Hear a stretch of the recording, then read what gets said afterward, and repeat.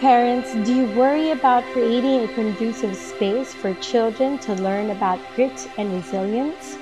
Do you worry about their development, especially because there are very limited opportunities for face-to-face or outside interactions? I am sure many parents feel this way.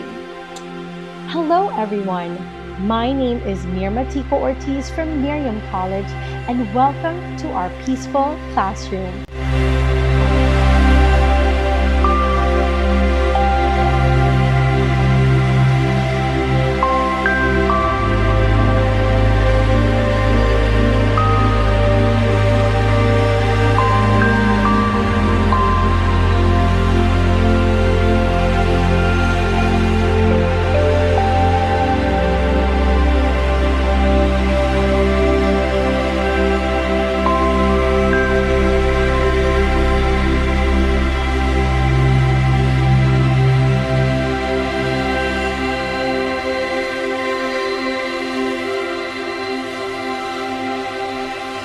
Our peaceful classroom is a dedicated space where parents, teachers, and other professionals can come together to talk about ideas on how we may promote peace and positivity in the lives of our children and our teens. In today's episode, we will be listening to one of our speakers who will be talking about how we can help our children develop grit and resilience. She shares with us very practical tips on how we can help our children create long-term goals, cultivate passion, consistency, and perseverance. Good afternoon, team parents. My name is Gail Reyes Galang, and I am the chair of the Family Studies program of Miriam College. Welcome, everyone. So our children have been staying at home. And while they are safe, we still can't help but feel a little bit worried if they are developing intellectually, emotionally, socially, the way they would have had things been under normal conditions, right? So while our kids didn't come into this world with an instructional manual, right? So we must tap on all resources to make sure that we, parents, and titas and teachers and grandmas and grandpas do our best in providing them an environment that will allow them to flourish even when we are not around. So today's webinar will be about grit. Now, grit is the ability to cultivate passion and perseverance for long-term goals. Our children are digital natives. They shift from one YouTube channel to the next, from one social media to the next conversation in another social media platform. And when my kids are engaged in something, I really get worried that it isn't something that's deep enough for them to be passionate about. So to be gritty means to pursue something with consistency of interest and effort. Consistency of interest and effort. But how can our kids achieve that if we, parents, continue to make things super easy for them? Okay, all the time when we are, helicopter parents or bulldozer parents, we make things easy for them. We prepare everything for them so that they won't have a hard time. How can we cultivate grit if that's the case? So in loving them so much, we might be clipping their wings in the process. Our speaker for today is Karen Rose Vardeleon. Kay is a registered psychologist with an MA in counseling psychology from the Ateneo de Manila University, and currently she's taking her PhD in family studies at Miriam College. Kay is a PAP certified specialist. She's a PAP certified specialist in counseling psychology. She is one of the founders, the founding partners of Childfam-Possibilities Psychosocial Services. So team parents, let's hear Miss Kay's parenting tips for developing grit in children. And if you have insights, though we are all muted, you can all share them in the chat box. So we'll see you in a bit. Miss Kay, hi. Hi Hi, good afternoon, Doc Gail, and good afternoon, everyone. Very, very excited to be here and to meet our team of parents and teachers and anyone interested in our topic for today. I'm very excited about the presentation that we're going to have today because I think this is something that cuts across different life situations. When we talk about grit, it's relevant not just in the context of a pandemic like what we are facing right now, in the context of too many adjustments, no, when it comes to moving to remote learning and adjusting to staying at home and all of these things. No, even after this pandemic, we can still use something like this because this is about pursuance of goals and being excited and passionate despite these goals not taking so long and having a lot of hurdles along the way. And so maybe to start now, I'd like to introduce what our webcast is going to be about. Feel free, this is a very relaxed webcast, meaning if you have comments, if you have insights, if you have questions, you can raise them in the chat box as we are doing the webinar. That would be nice. And then if it can be integrated, I will look at it and we'll see if I can integrate it as we are doing the presentation. But the webcast that we're going to have today, I'd like to introduce you to grit, but also other non-IQ competencies, so specifically the growth mindset and how it can relate to learning. I even think it's broader than that because this is not just about learning, it's also about resilience and mental health in general. So this is something that's very useful for different aspects of our life. We will share simple parent responses and activities that can help develop grit in children. And I'm seeing in the chat box that we have children and teens and even young adults that we're supporting in our family. So maybe not just in children, but in adults too, including ourselves, no, as parents, because it always starts from within when we model something for our kids. And grit is a valuable resource towards resilience, especially in this current context that we have where there are a lot of stressors that we are experiencing. So I'm also seeing in the chat box so that people are coming from different weather situations in different places.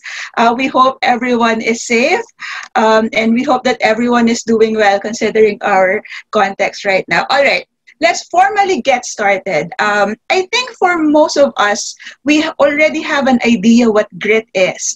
This is a concept that came about from a published paper way back in 2007.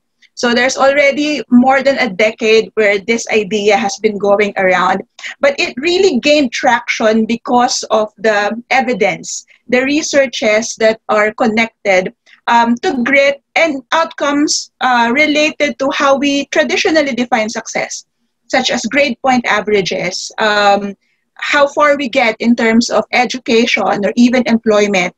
And interestingly enough, even happiness levels. Now, when people are surveyed how happy they are later in life, there is evidence to support that grit can be a strong predictor of this kind of things. And so it's really becoming popular not just in schools, but also in industries. And what it is, so the short definition as shared by Dr. Gale earlier, is passion and persistence for long-term goals.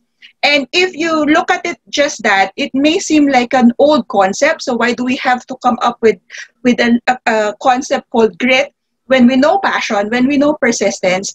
But it's actually more than that. It's a combination of many traits coming together towards one particular goal. And so the bigger context, the bigger definition of grit is it's a quality of being able to sustain passion. So it's not just being passionate, but being passionate for very, very long periods of time. Staying excited towards a goal, even if there are more attractive distractions that are along the way. And even if the success is not immediate, even if there's failure and rejection, and even infighting among teammates, for example, along the way.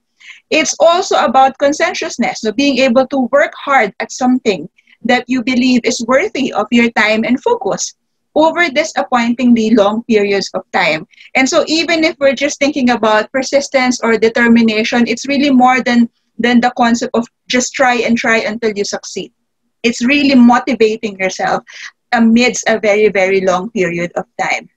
Um, just to give credit where credit is due, the concept of grit is found or made popularized also by a University of Pennsylvania researcher named Angela Duckworth. And aside from published researches, she has come up with book and TED Talks. I think for most of us, we have seen a lot of her communication about grit. But one of the reasons why grit became popular is because there is a movement way back in early 2000 for non-IQ competencies. They are looking for predictors of learning and success that's not related to intelligence. And I think for most in our generation, we remember intelligence being a really strong focus of schools. No, if you remember back in the day, we have routine IQ testing, and if our academic achievement doesn't match the measured IQ score, we are automatically given an intervention. That was the thinking before, that it's really about making sure that your IQ and your performance are aligned with each other. Otherwise, they would consider you as experiencing delay or experiencing a gap between your potential and your actual activities and performance. But what this field of research does, the search for non-IQ competencies, is it tries to look at whether this is actually true, if IQ is really a predictor.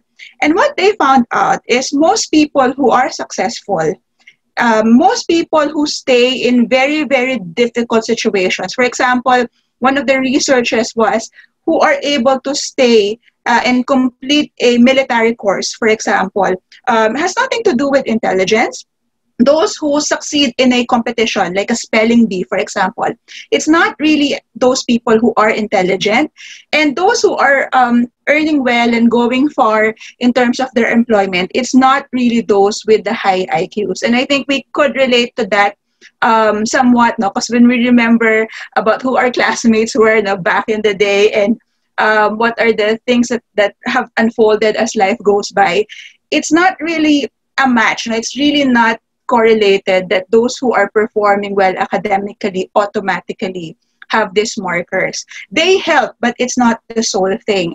And so what they found out is it's really this, no, something called grit that could determine whether or not you have a high, average, or even below average IQ that determines success, which is good news because when you think of IQ as something inborn, we know that it can be developed, but there's a certain range typical of people. We may feel that we're set to a certain destiny because of what genetics gave us. But the difference with grit is it's something you can develop. It's like a muscle. The more that we practice the different skills and the more that we apply the different principles, we can increase our grittiness in different aspects of life. And yes, it's also teachable. So we can teach it to our children, which is a very, very nice thing. So this is a very informal collection of tips that I'd like to share.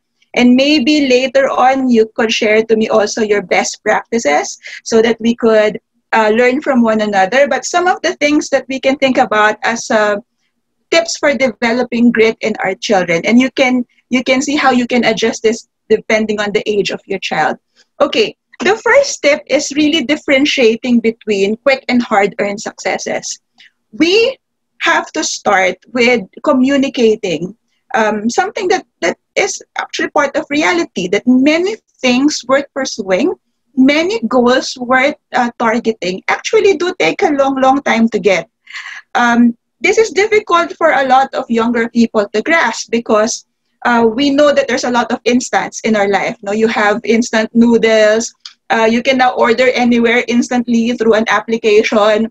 And social media, what it does to us is it really shows people broadcasting the highlights, the end products of a lot of their efforts, that we don't really see broadcasted the journey towards those efforts. So there's a tendency for people to immediately compare, okay, bakit siya nakakapag-post ng ganitong achievement? Bakit siya meron ng ganitong narating? And sometimes that gives the impression that there's something wrong in your life if you're not getting those things instantly.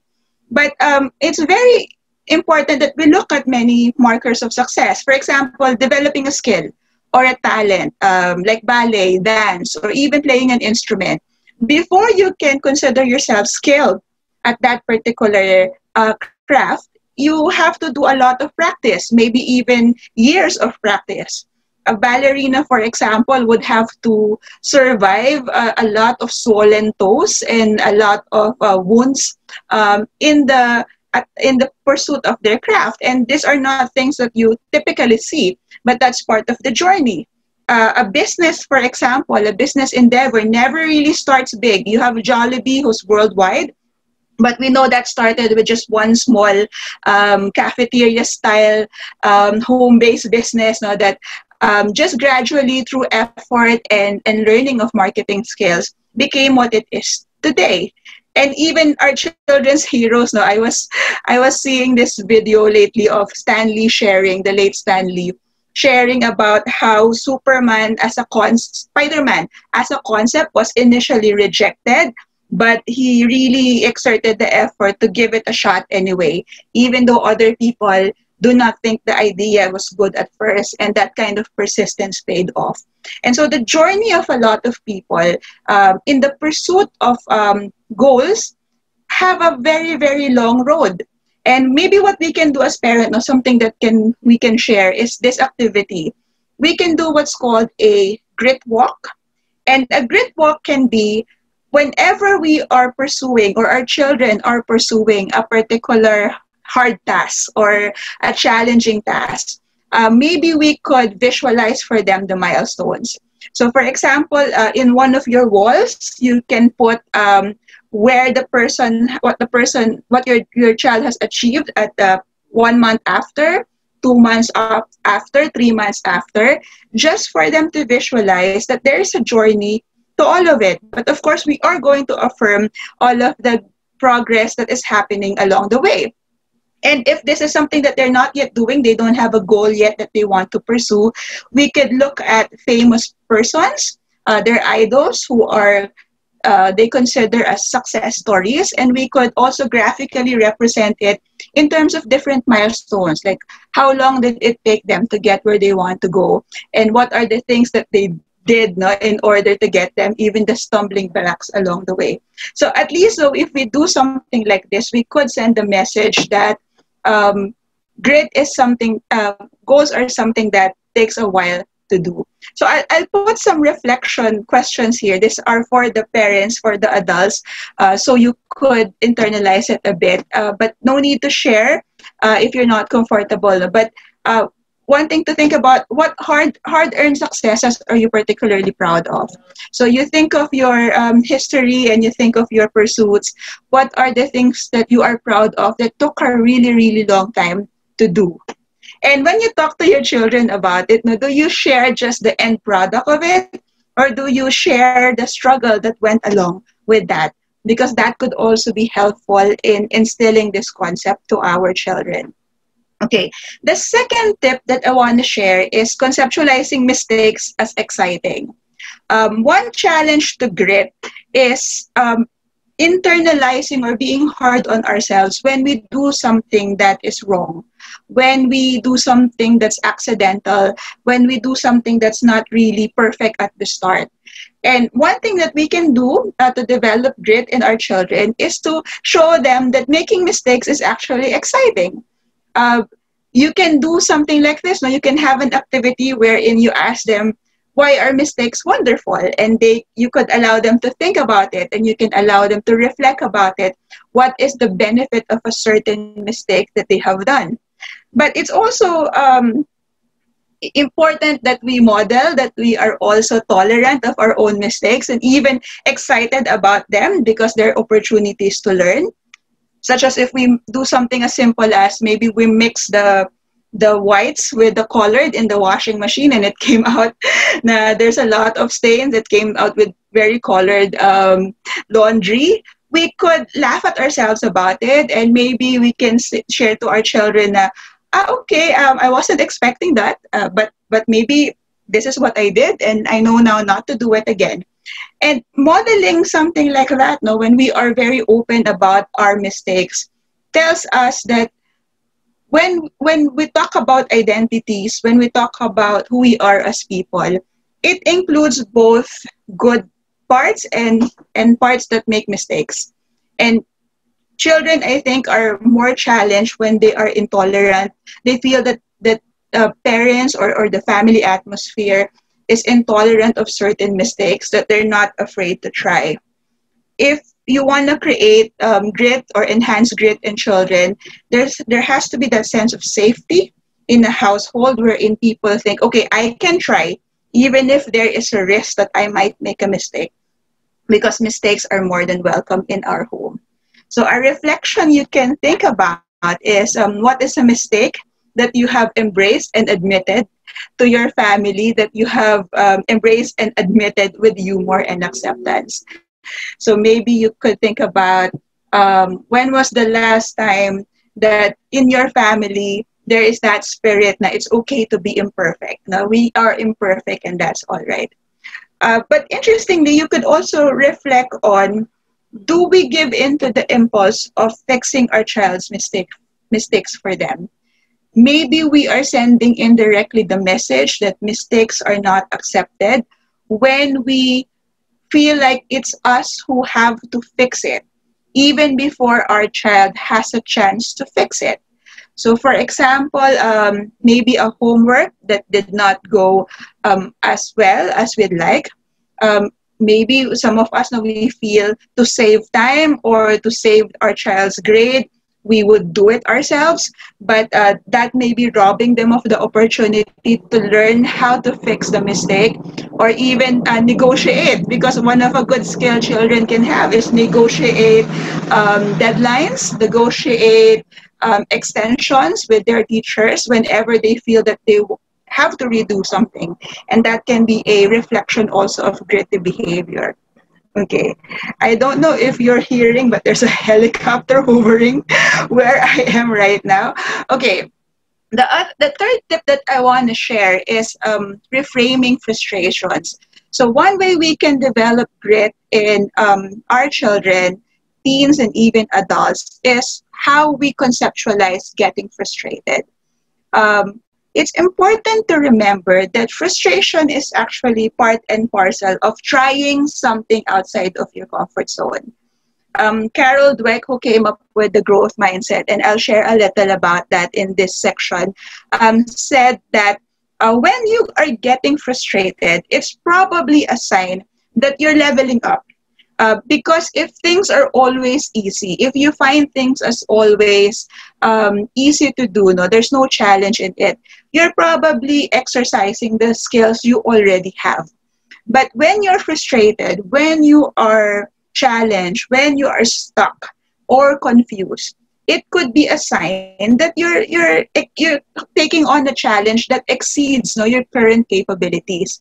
And so it's also good to share this message that we are supposed to suffer when we work hard on a challenge that exceeds our skills. This is a sign, frustration is a sign that we are on the right track. And this is closely related, as I shared, no, to growth mindset. And growth mindset is another non-IQ competency wherein researchers have found that what differentiates those who experience success in different markers as opposed to those who are challenged by it is how they view their skill, how they view their intelligence. Like they separated learners into two. People who believe that their intelligence is fixed, they're born with it, and there's no way it can increase or decrease. It just is. It's like a trait that is with you. It's like the shape of your face. No, there's no changing it. Or it can be malleable, wherein your intelligence or your skill is something that you can change depending on your effort, depending on the environment that you have, depending on the support and resources that you get. And what they found out is for people who have a fixed mindset, no, for children who have a fixed mindset, they're scared of getting information that they're making a mistake, they're failing, or they're frustrated. Because if they think intelligence or skill is fixed, when they get through the stumbling blocks, they think no that it's a sign that they're no longer intelligent, and so they fall into sadness or even depression because this is something difficult to reconcile. But if we share that intelligence or skill is something that can be developed, and we can do something practical with that. How do we praise our children? Do we say when they perform well, you you're smart, or do we say you really worked hard? Because if we say that you're smart, our tendency is we are reinforcing that intelligence is fixed. But if you say you're working hard, then you're focusing on the effort and on something that they can control if they want to improve. And so whenever our children are experiencing maybe failure or disappointment or frustration, instead of focusing whether they're good or bad at something, we can process three things. We can process first effort. Now, for example, they are frustrated or they failed at the task. We can ask, so how much effort have you exerted in pursuing this goal or this task?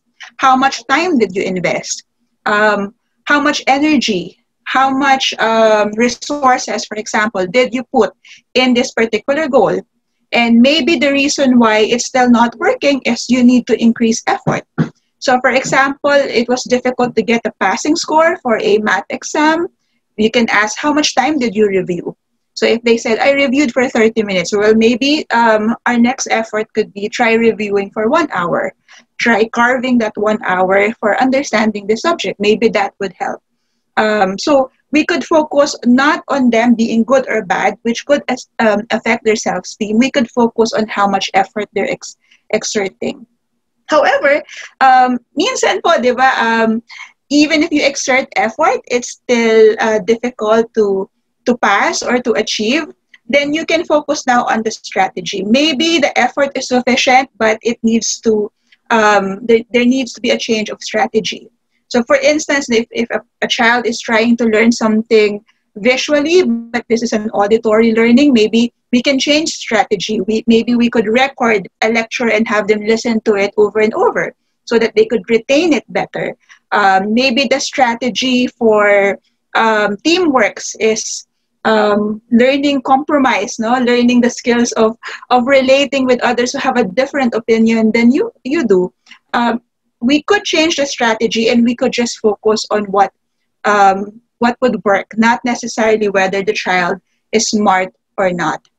And if effort is there, the strategy is good, but there's still stuckness, our child is still frustrated or maybe not doing as well as he'd like, maybe the challenge is to teach them how to ask for help.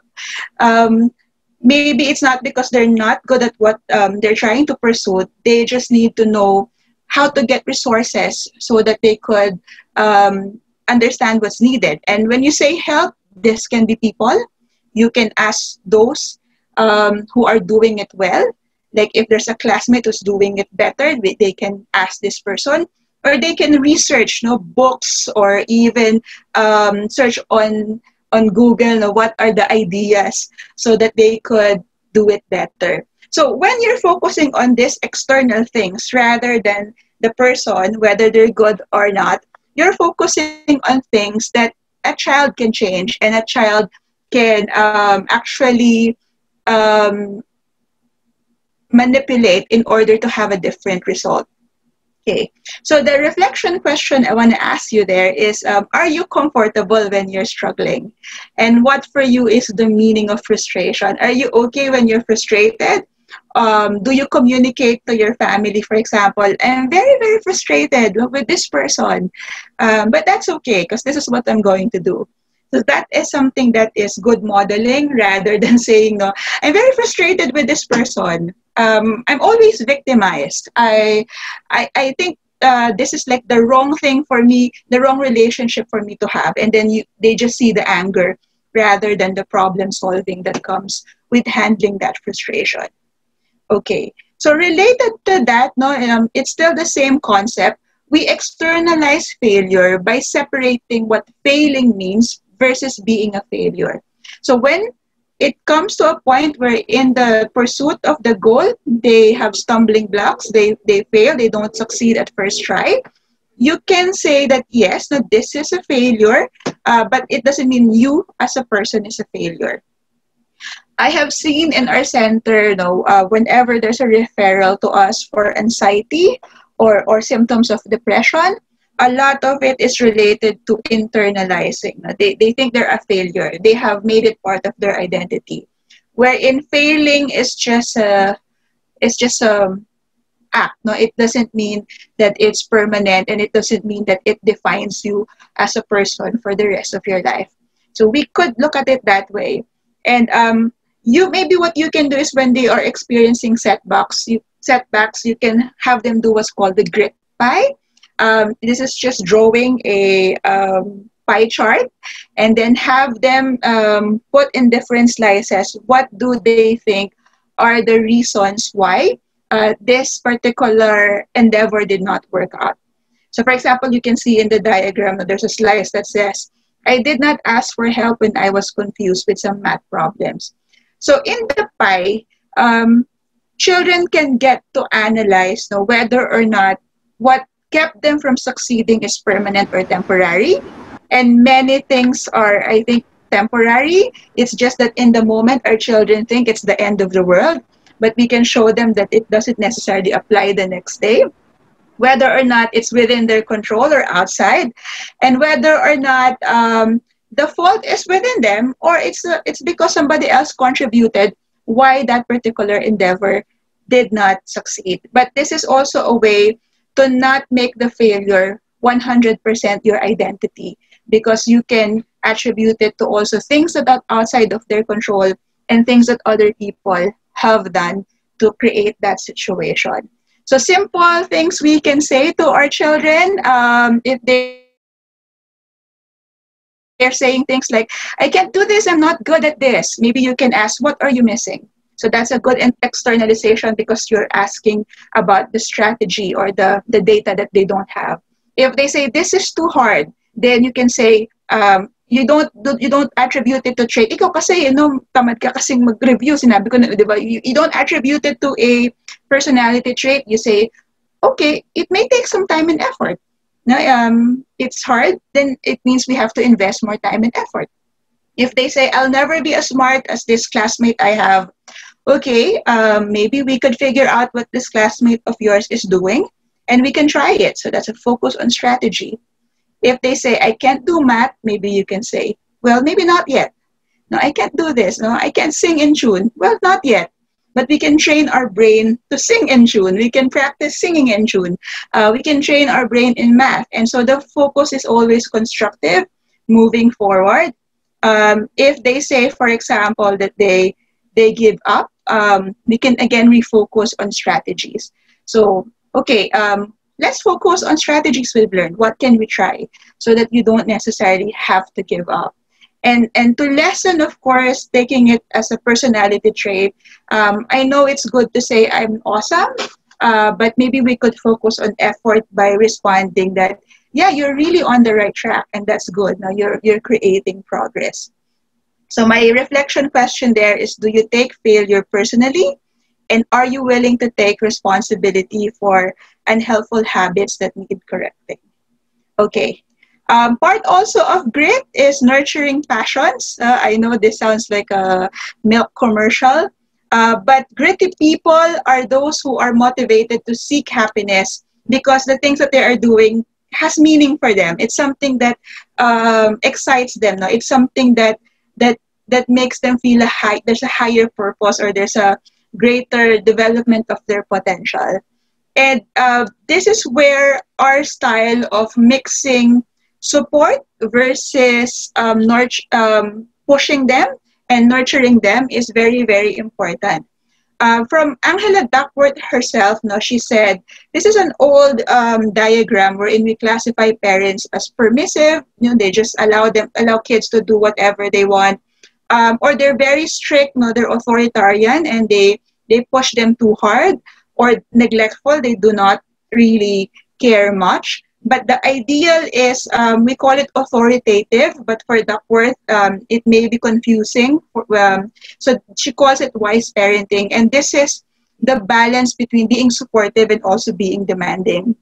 For example, if your child does not want to attend a skill practice because the coach, she feels the coach is too hard on her or him, how do we respond? So if you are a permissive parent, you're going to say, okay, so don't attend anymore. That's okay. Whatever you want, we can do that. If you're a strict parent, you're going to get angry and you say, I already paid for those classes. Why are you not attending? How can you succeed if you don't do this? But if you're a wise parent, balancing both, you could maybe affirm first the feeling of frustration. I can see that this is very hard on you because you feel that the coach is pushing you too much, and maybe this is something that makes you feel you're not fit for that group, or you can ask directly. So when your coach is too hard on you, what happens to you? What are you thinking? What are you feeling? But you know what? It's really good if we go anyway. Um, i- for all you know, diba, he was only hard on some other time, but today may be different. Maybe you could negotiate that you be allowed your pace. Maybe you could ensure that you get support. You get other people to teach you what you need to learn. And that's a good balance because you're not babying something that might deter them from pursuing other things in the future. Okay, you can also do something like the hard thing rule, wherein you challenge everyone at home to do a hard thing. And when you choose a hard thing to do, you can quit, but you can't quit until there's a natural stop. Halimbawa, you can quit, but for example, you want to pursue baseball. Okay, if you don't like it, you can quit, but you have to finish this whole entire season. Or if they enrolled in a course, for example, okay, if you don't think that's for you, you can shift, but you have to finish until the tuition we've paid is already consumed or something like that. But we don't encourage people to stop halfway. And hopefully this is something, when we keep on encouraging our kids to do hard things, they can find something that they're passionate about, because challenge, matched with getting better at things, is also a sign that you can, is also a prerequisite for being passionate about something. And when our kids are really working hard on something and they do succeed, allow them to take credit. Maybe the credit is not, I'm really good at this, thank you. But maybe the credit is, no, thank you, I worked hard on this. Whenever other people are noticing that they're progressing, allow them to say, thank you. It's because I practiced. It's because I studied. Because Filipino culture, no, we don't like to sound mayabang. So whenever there's a success, we like to downplay it. Hindi naman, chamba lang, no? But that also takes away a lot of the pride we have at the things that we are doing. So think about what you're passionate about and what are the things that you've been doing to sustain this passion. Okay. Um, Last two slides, no, I don't know if I'm past my time, no, but it's also important we teach habits. Habits could be time management, no, self-regulation, ensuring that you don't miss practice, that you can delay a distraction. Studies show, for example, that when we talk about addiction to computers, the best way is not to put an external limit, but to teach self-regulation, that the child themselves know when it's time to stop. And that's a skill that we could work on, even if it takes a while to teach. We can also teach habits like sleeping and eating well. And so think about what's a habit that you would like to work on and what's keeping you from cultivating this habit. Okay. Last one is just helping our children stress manage if the journey to something that you like takes a long time. So we can teach stress resilience. Stress is not a bad thing. It's simply your body's way of communicating that your resources to cope with the demand, whether the demand is outside or the demand is your own thoughts, is getting consumed. And so when we are stressed out, it's not a sign that things are bad. It's just a sign that maybe we need to do some stress management or we need to do some rest. And it's the same for our children. We can teach how to stress manage when they're dysregulated. Like you can give them be calm pocket cards, teaching them how to breathe deep if they're frustrated because things are not going their way, or to count slowly backwards so that they could calm down before they react. You can give them a safe space, their well-being corner at home, wherein, okay, I can go here when I'm not feeling okay, and I can help myself calm down because there are prompts. And even merong mga pwedeng may mga tools, like they can have a comforting blanket or stress balls or even paper or crayons for them to express what they feel until such a time that they can talk about it and they can have some perspective where they can go forward. So I think for parents, it's important that we also know our personal stress symptoms. So do you know and do you practice stress management and self-care? So that's a reflection. I know I'm going too fast with the reflection, but I will upload the PowerPoint in the chat box so that you could go through this at your leisure and maybe journal about it or think about it a lot more deeper or more leisurely so that you could have your insights there. All right, so I think my last note is, so we want to develop grit and we want to push our kids to pursue big goals and to pursue things they're passionate about. But I want to ensure that we also take into consideration their age. Maybe we're pushing them to a goal that they're too young to do. Maybe we want them to figure out what they're passionate about, but that takes some time. Not all kids, even teens, figure it out immediately. If our child has an identified disability, we have to be conscious about that. Like we may have to give an accommodation that would be helpful for them to pursue that goal because they may not be able to pursue it in the same way that persons without that disability can. And we think of our child's personality. Some kids are slow to warm to new ideas, slow to warm to change, and so we respect that and we push according to their pacing and what's comfortable for them. Okay, so at the end, maybe we could. I hope you were able to think of something that you'd like to start, or stop, or even continue. I'll just wrap it with the idea that teaching grit to children also takes grit.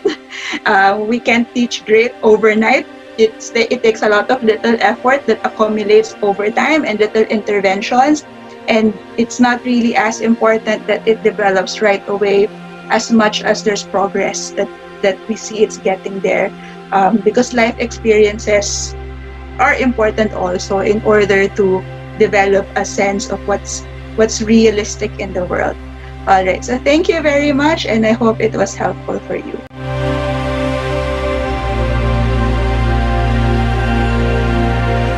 The topic presented to us by Ms. Kay Vardeleon was an eye-opener. She shared with us some practical points and reflection prompts that I hope you also found very helpful. In her talk, she shared 6 points for us to remember how to help develop grit and resilience in our children. Number 1, differentiate between quick and hard-earned successes. Number 2, make mistakes exciting. Number 3, reframe frustration. Number 4, externalize failures. Number 5, nurture passion. And number 6, cultivating good habits. Grit and resilience can only come when our children are exposed to challenges and difficulties. With the right guidance, we can help them have the right attitude and mindset to weather any storm that life may bring them. Well, that's it for today. Thank you for tuning in. This is Mirma Tico Ortiz from Miriam College. See you again here at our sacred space, our peaceful classroom.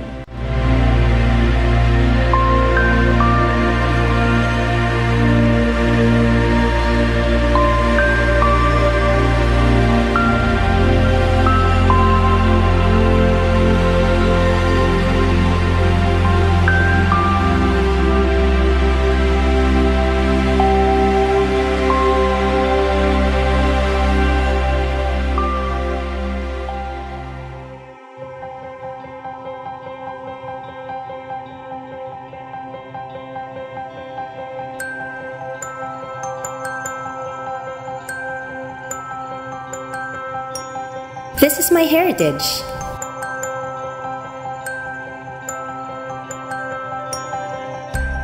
I'm at the center of learning that is grounded and versatile, confident and strong, spirited and progressive. I care about issues that matter: academic excellence, values formation, and innovation. Being in Miriam College, I have learned to use my voice as a platform to address issues that matter.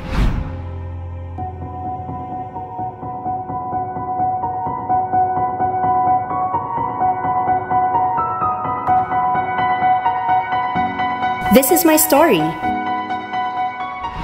It begins in a beautiful campus with excellent facilities that enable progressive learning.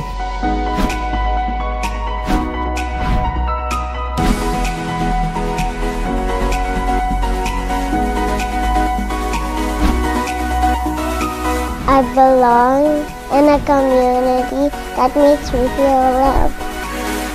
I enjoy coming to school every day. It's so much fun. I become a happy, eager, and curious learner. I look forward to coming to school every day. I discover who I am. I find my own voice. I learn to make important decisions, forge lifelong friendships, and stand confidently and independently. I have a sense of achievement and competence which gives me hope for the future.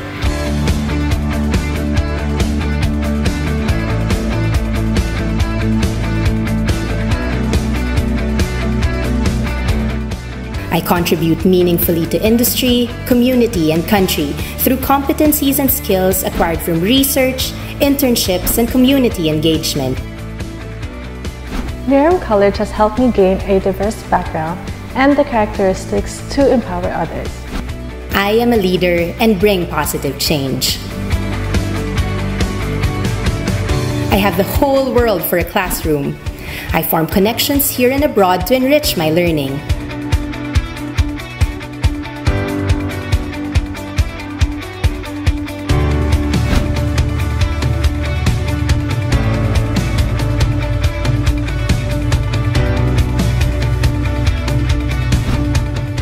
I get to try different ways of learning and finding better ways of doing things.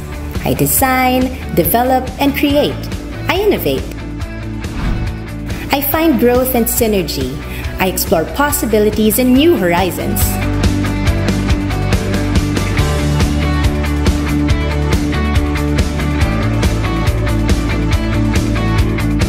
I am progressive. I dream. I break new ground. When I think of Miriam College, I think of being kind to others, of standing up for what I believe in, of making every place I'm in a little better than how I found it. I am guided by competent and caring faculty engaged in research and continuous learning, whose leadership helps me be the best that I can be. I live a life of faith, and I'm on a mission to commit myself to creating and living out the very changes I seek to realize in society.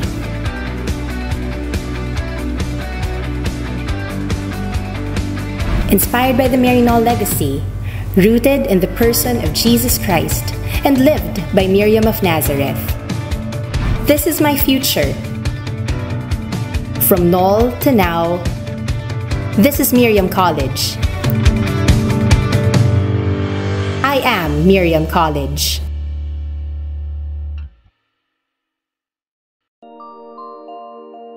Challenges, disruptions, and then COVID-19 happened. Suddenly, a whole new world with new realities, demanding new ways of doing things. Miriam College, fully aware of this, has taken steps to transform its learning delivery and methods to give you, the students, a whole new MC adventure. MC Adventure introduces you to Knoller, one integrated Miriam College online, borderless campus. Knowler gives you the MC brand of education, whatever part of the country or world you are in. Once face-to-face learning is allowed, you can choose between blended learning or online learning at home with Knowler.